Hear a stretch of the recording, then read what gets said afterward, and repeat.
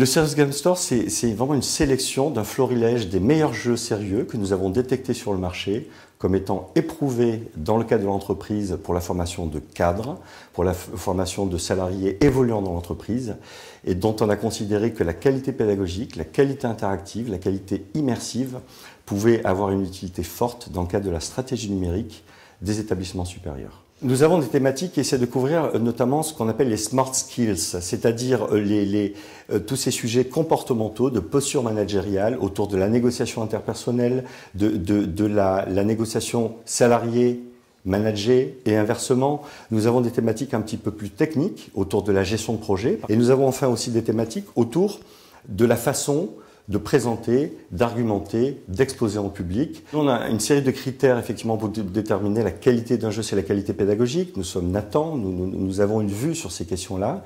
C'est la qualité de facilité d'utilisation et c'est également la qualité de personnalisation de mon parcours dans le jeu qui permet de constater immédiatement à l'écran les conséquences de ses actes et de ses choix, qui permet d'avancer avec des ressorts de récompense. Il y a un grand intérêt de la part des enseignants, évidemment de la part des étudiants, qui se retrouvent dans des voies alternatives à des formations peut-être plus traditionnelles, et avec des pistes d'usage que l'enseignant peut organiser dans sa classe, dans le cadre d'un séminaire, dans le cadre de jeux concours entre étudiants. Les pistes sont assez variées. Ce sont précisément les personnels pédagogiques des écoles qui suggèrent, construisent et valident avec nous les pistes qui leur semblent intéressantes. Ce sont des jeux qui ont coûté des centaines de milliers d'euros aux entreprises qui les ont développés.